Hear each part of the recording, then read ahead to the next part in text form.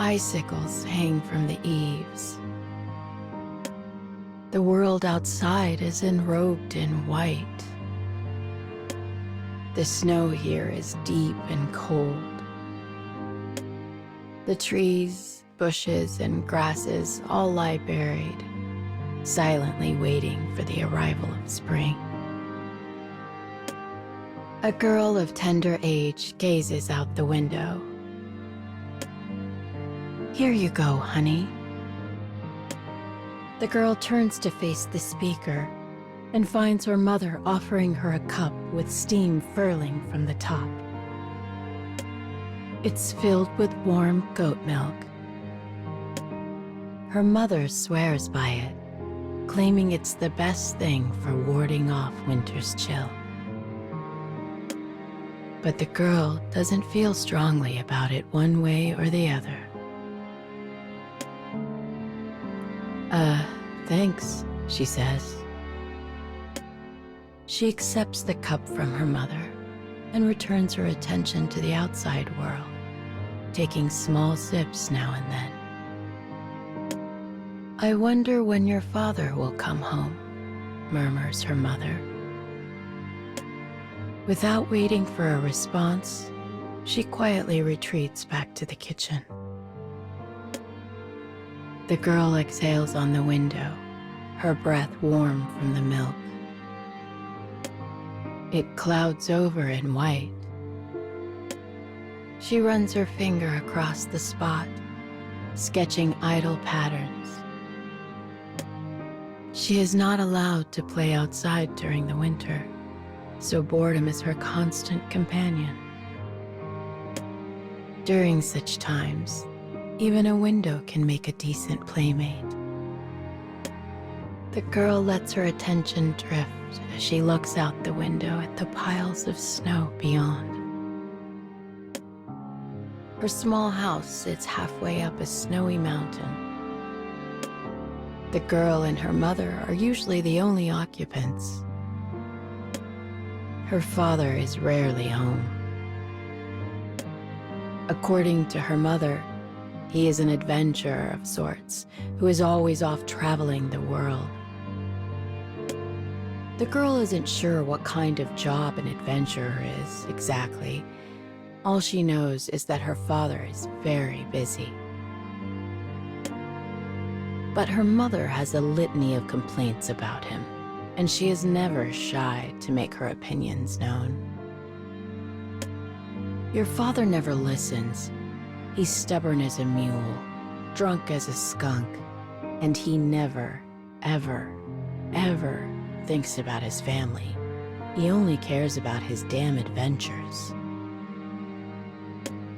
And she always finishes her rant with the same exasperated phrase, "I honestly don't know what to do with that man."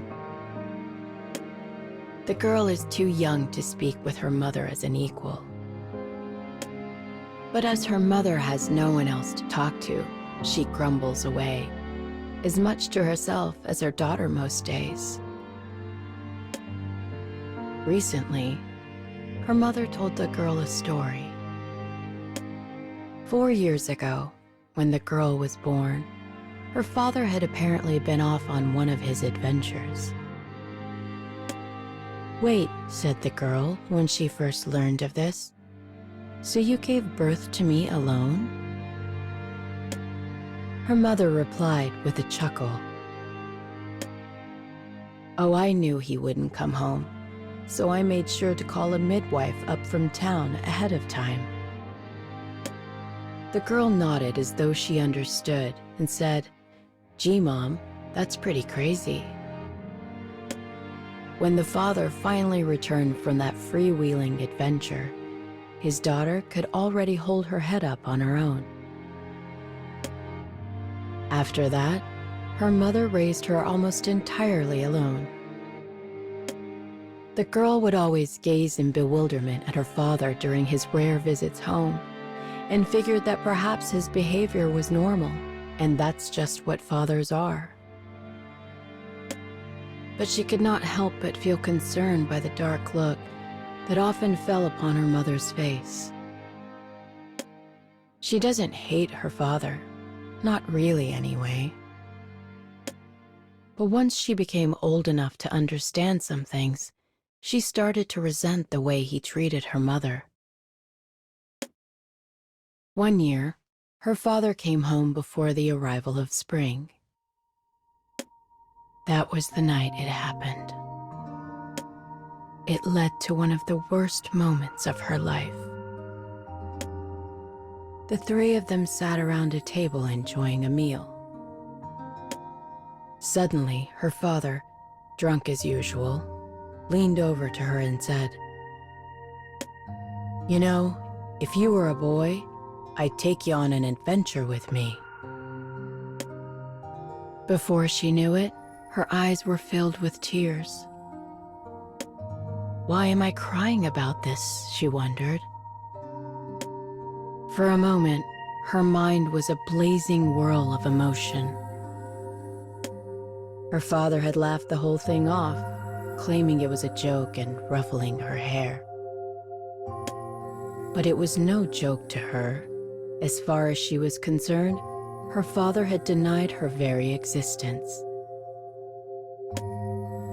As the days passed, another emotion began to bud within the girl, one far different from her usual sadness and isolation. It was a spirit of defiance toward her father.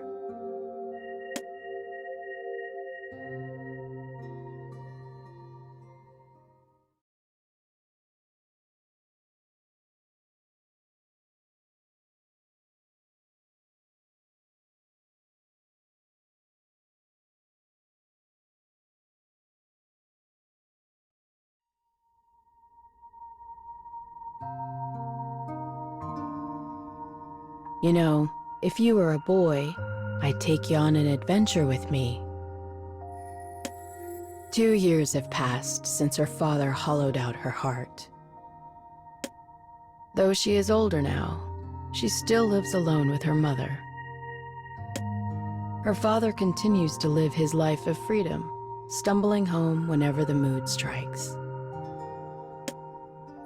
Why does Dad like adventures so much? Why does Dad think they're more important than Mom? Why does Dad hate me? These questions often enter the girl's mind before she falls asleep. But one of her lean years can never find the answer. Eventually, as always, her father wanders home. When he crashes through the door, he hands over all sorts of random articles to her mother.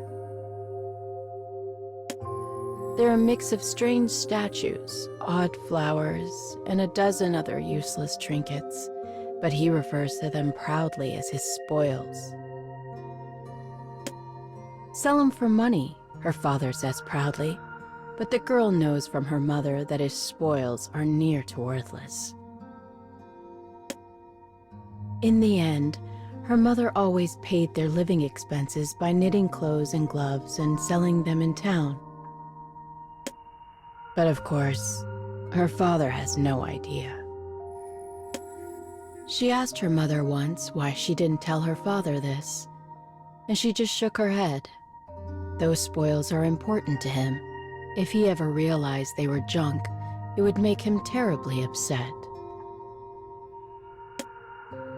After handing over his most recent spoils, her father gulps down strong alcohol with dinner. Though he is usually silent on his first night back, this time he gleefully spins tales of his adventures. Ever since the incident of 2 years ago, the girl had avoided her father when he drank. She couldn't bear having him say something so cruel again. That's why she rarely hears his adventuring tales directly. But his booming voice is impossible to avoid in the small house, and it reaches her as she lies in bed. He raves about fighting a ferocious beast in a scorching volcano, claims to have discovered ancient ruins in a deep wood, and weaves a tale of a titan's mirage in a land of illusion. Bet I would love these stories if I was a boy, mutters the girl. Annoyed, she closes her eyes and waits for sleep. She occasionally hears her mother make indistinct noises to indicate she's following along, either because she's used to such stories after all the years, or because she's simply tired of hearing them. Soon, her parents start to argue. This is another part of his coming home routine. The cause of their argument is always some trivial matter, mostly involving a supposed hurt suffered by her father. Are you even listening to me? This is important. Things like that. Yet to a child, every argument is a new round of pain.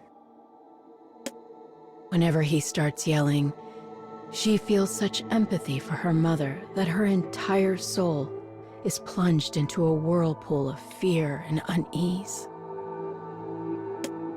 She pulls her blanket over her head and wraps it tight around her ears in an attempt to block out his drunken howls. I wish he'd never come home. Soon she hears her father yell, "Adventuring is my life, woman," followed by the familiar slam of a door. The argument had ended as it always did. With sleep miles away, the girl slips out of bed and makes her way to her mother, who is sitting silently at the kitchen table. "I'm okay, honey," she says with a slight smile. "Go back to bed." Relieved, the girl returns to her bedroom and quickly falls asleep. She thought her father might stick around for a bit this time, but he sets off again in the middle of the night. And she knows that when he returns, he'll cheerfully drink his favorite drinks, wolf down some food, and argue with her mother. The same pathetic pattern, an endless, worthless cycle. Why did he do the same thing over and over? And why did her mother put up with it? She did not understand at first. One day, the mother said to the girl, "That's just who your father is." To the girl, it looked as though her mother was forcing a smile. The girl eventually summed it up in a single thought. "I guess that's just what it's like to be married."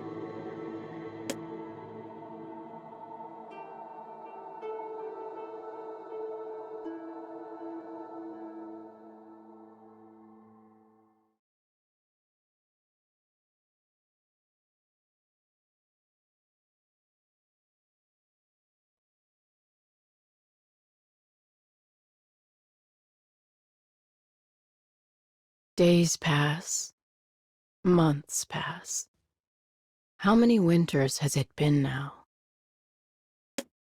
As always, she drinks her warm goat milk and stares out the window at nothing of particular importance.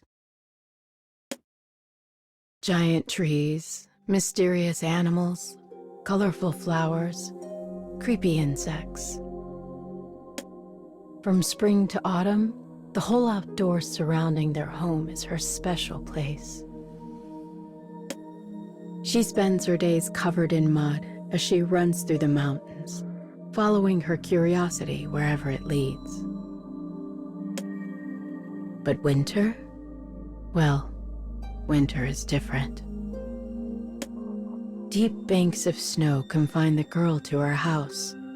Her world shrinks down to a single fogged-over window. She hates winter. She hates it with all that she is. This winter, her mother is nearing full term with her second child. But her father is off wandering the world again, so the two of them are home alone. Despite her pregnancy, her mother stays busy with housework and knitting.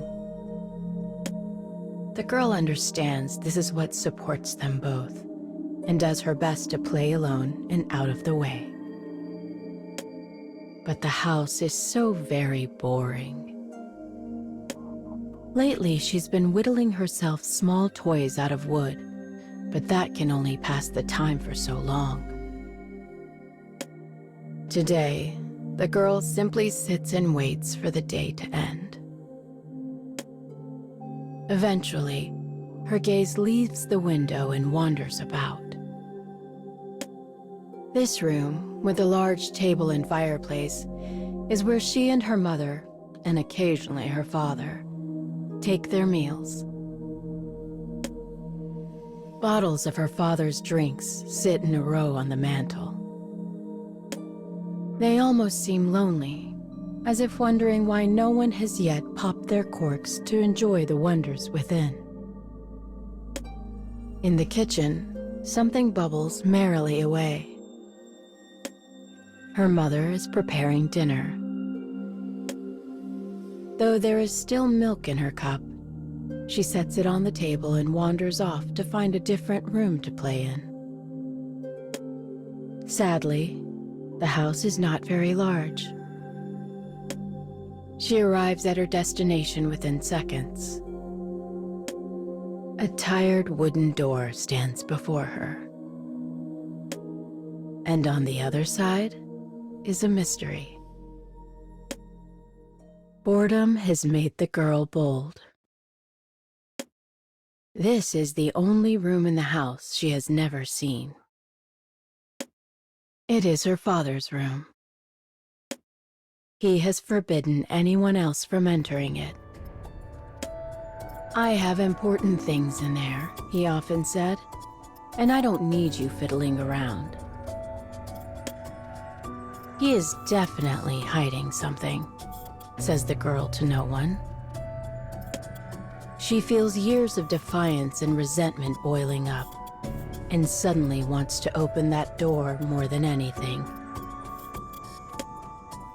But if her mother catches her, she will be very upset. Her mother takes promises with her father seriously, after all. That was why she snuck past her mother in the kitchen and approached the door on feet as quiet as a cat. Before her, a door. Behind it, a space for her father alone. She can hear her own heartbeat. Sweat glistens on her palms. She is nervous about disobeying her father, but also about learning his secrets.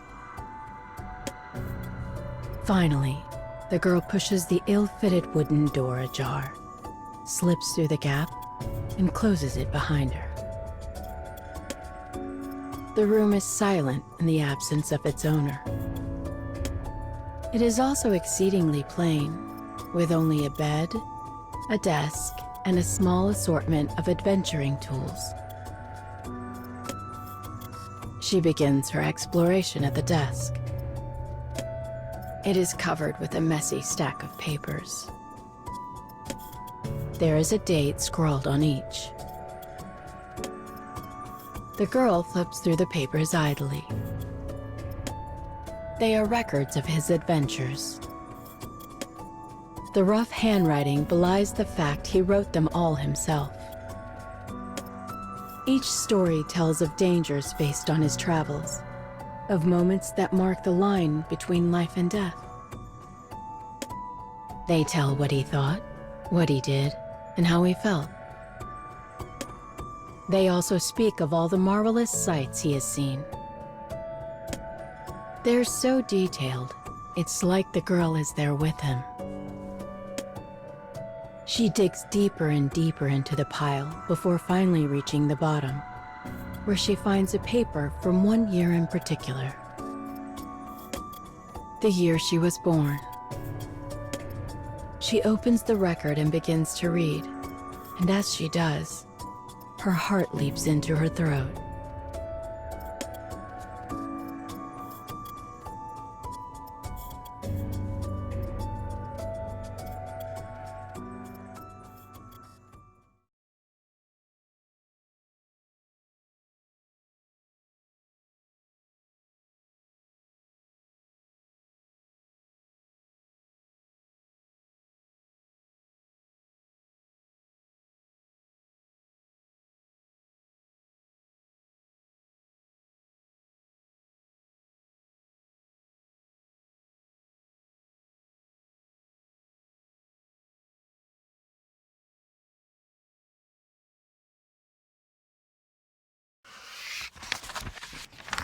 A bell tolls.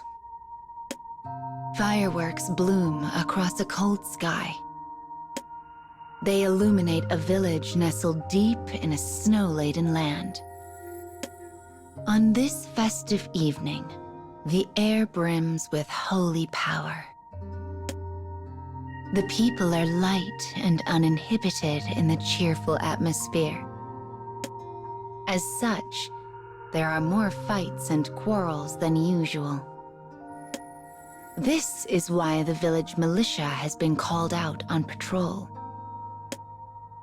Near the center of town, a young villager stands watch with the rest of his unit. Suddenly, one of his fellows rushes to his side. "Found a man who looks mighty suspicious, sir," he says breathlessly. "We need you to come at once."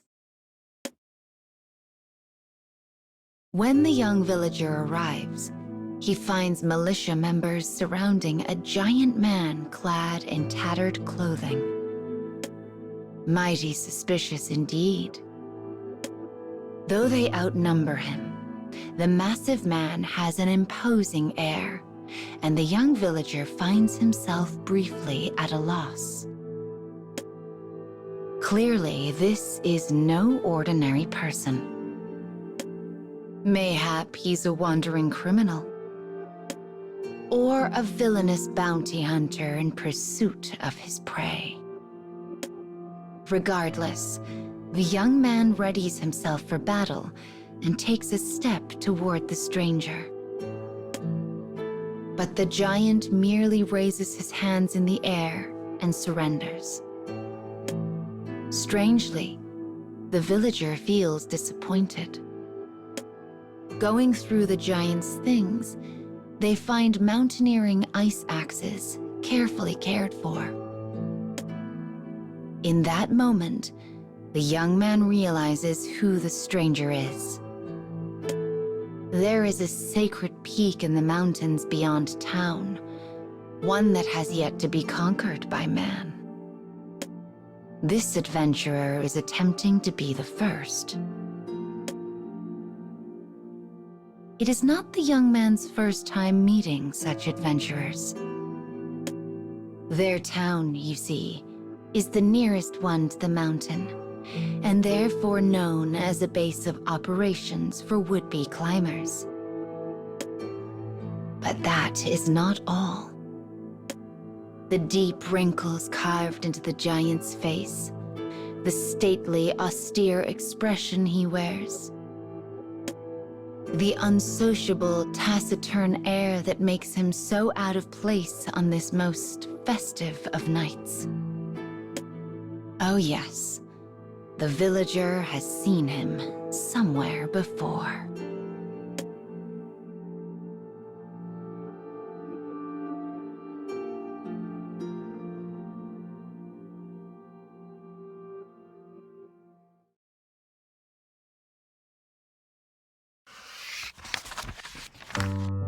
As the rest of the militia filters away to their respective patrols, the young man turns to the adventurer.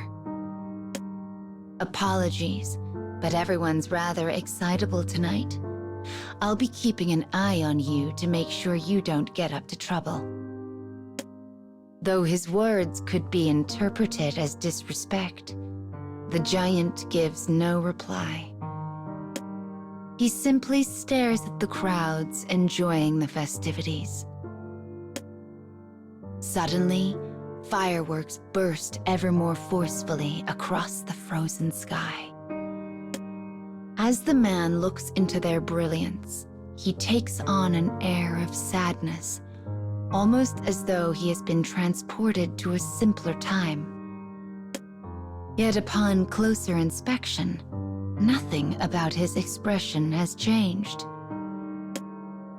Perhaps the sparks painted across the sky only made him seem different.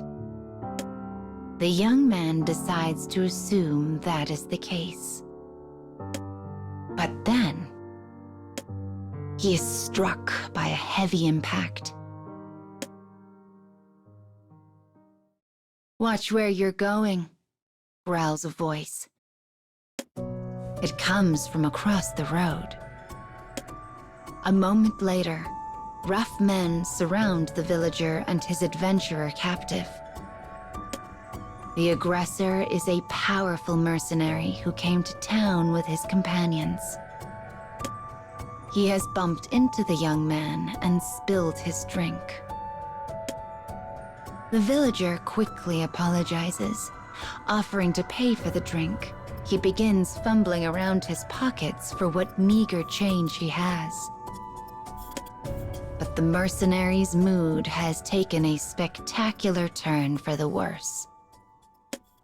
Inebriated beyond all reason, he draws a blade and points it at the young man's throat.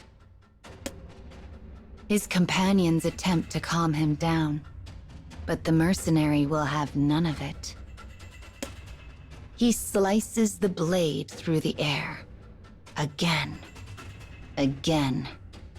each time getting closer to the quaking young man. On the last swing, the sound of metal on metal rings out. The villager has drawn his blade to block the attack. Yet the young man's militia experience is no match for the mercenary's battle-worn swordsmanship. The swords press against each other, closer. Beads of sweat emerge on the villager's forehead. Closer. His arm shudders against the weight. Closer. As the blood-seasoned blade inches toward his throat, the young man closes his eyes and prepares to accept his end. But it does not come. Instead, something from behind seizes control of him. And as he is tossed aside, the adventurer steps forth.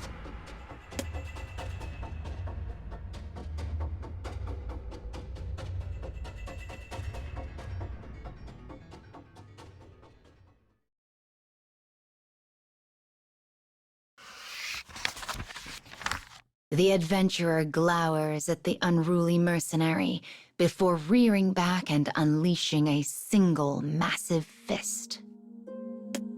The mercenary crumples lifelessly to the ground. As the villager stares on in wonder, the adventurer places a gentle hand on his shoulder. All tension flees at the touch.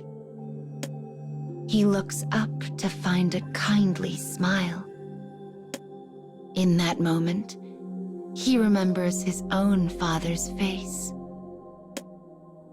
Adventurers beyond counting have attempted to conquer the sacred peak and never returned. The young man's father was among their number. Though he typically keeps his emotions in check, this time they spur him to action before he realizes it. "Do you have children?" he asks. The young man's casual question causes the hue of the adventurer's face to change. It is more saturated by emotion than even the unruly mercenaries had been. Does he have children? If so, that leads to another question. Why did he leave them behind? Why did he abandon them for a mountain?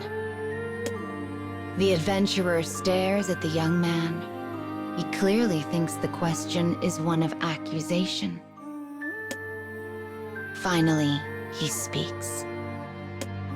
None of your business. His voice is ice itself. In the stillness, another firework bursts into life above.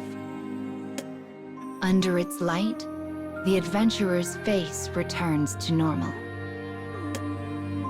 His eyes are warm, the intensity of his previous emotions forgotten. Yet there is another strange glint in his eye, one that does not betray fierce feelings. The color of his eyes reminds the young man so much of his father. And then a thought.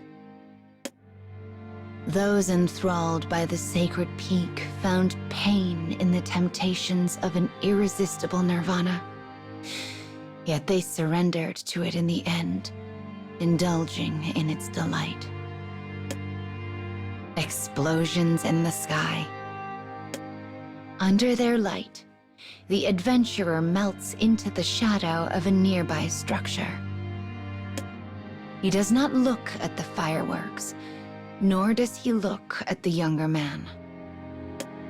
Rather, he looks beyond to the sacred peak of legend.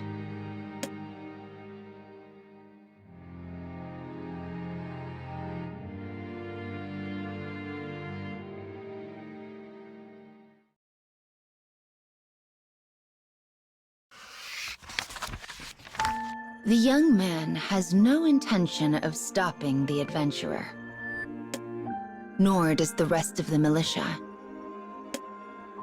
Rash adventurers eager to try the sacred peak often stop in their village, after all. All the denizens can do is pray their ends are swift, and that they might have some brief moment of peace in the end. Part of the militia's job, in fact, is working to ensure travelers maintain peace of mind and heart before setting out. Knowing this, the young man speaks to the adventurer. A benevolent god is enshrined atop the sacred peak.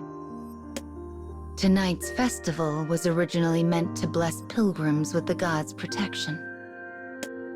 Though the adventurer does not turn back, the young man continues.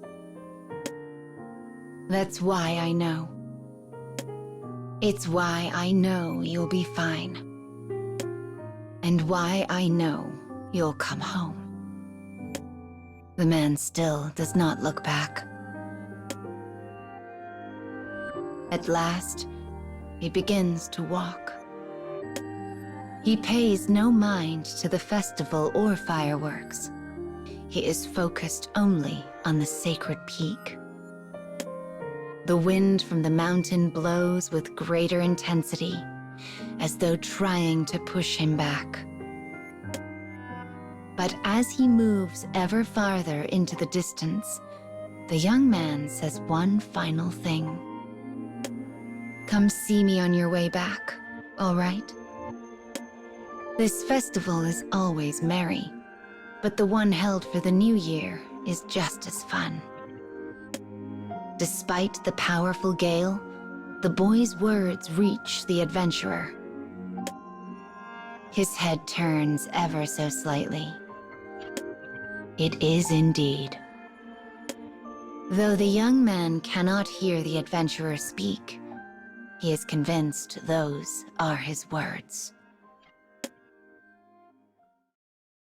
A blizzard settles in over the mountain. With a sigh, the young man removes a small handmade doll from his pocket. He remembers the day he quarreled with his father, the man who continually ignored his family. He left the house afterward only to be swallowed whole by the sacred peak. The young man had been planning to give him the doll. Though a dingy thing with fraying threads and loose stuffing, it was a perfect representation of how he felt about his father. My father was the same. He also had feelings he could never set free. The villager knows the adventurer will not return alive. And yet, perhaps there is the slightest smidgen of a chance. Perhaps he will find a way to strive through the hardships and return home to his family.